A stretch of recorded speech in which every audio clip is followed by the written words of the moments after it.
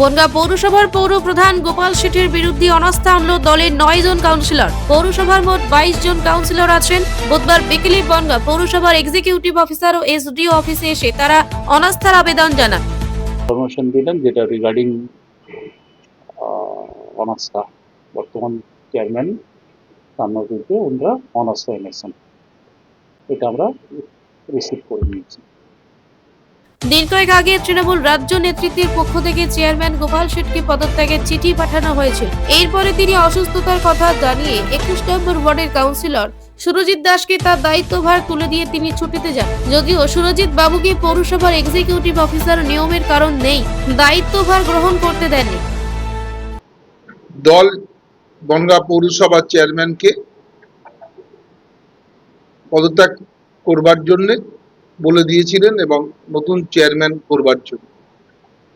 দলের নির্দেশ না মানার জন্য আবার পুনরায় 1 সপ্তাহ সময় দিয়ে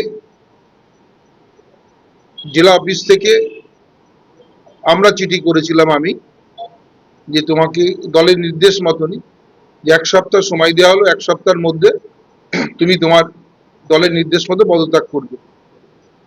গত 15 তারিখে সেই চরম সময়সীমাটা পার হওয়ার পরেও তিনি কোনো রকম দলের সাথে কোনো কথা বলেনি এবং পদত্যাগ করেননি, যার কারণে কাউন্সিলররা আজকে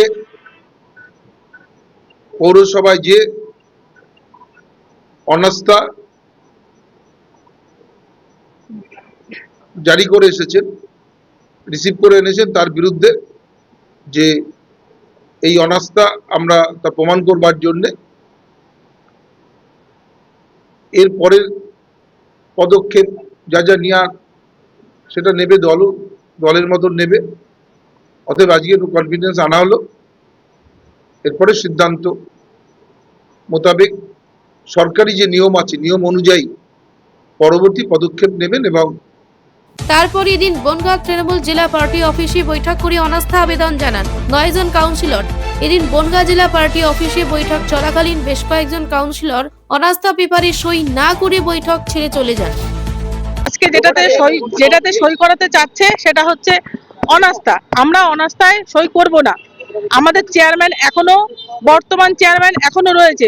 চেয়ারম্যানকে যতক্ষণ না উপর নেতৃত্ব সরাচ্ছে, অভিষেক ব্যানার্জির অফিস থেকে লিখিত আসুক বা মমতা ব্যানার্জির ওখান থেকে লিখিত আসুক, তারপরেই আমরা মানবো যে আমাদের চেয়ারম্যানকে সরে যেতে বলা হয়েছে। তার আগে আমরা কোনো সিদ্ধান্ত নিতে পারছি না। সুতরাং 11 জন আছি আমরা। না, আমরা সাইন করিনি। আমাদের আজকে কি কারণে ডেকেছিল সেটা বলেনি, আমাদেরকে জাস্ট আসতে বলেছিল, তাই আমরা এসেছি। দিয়ে গেলাম, আমরা পেপারে দেখলাম অনাস্থা বলে একটা কথা উল্লেখ আছে। সুতরাং অনাস্থা ওইভাবে হয় না, আমাদের জানা নেই অনাস্থা। সেই জন্য আমরা চেয়ারম্যান যতক্ষণ আছে আমরা চেয়ারম্যানের সঙ্গে আছি।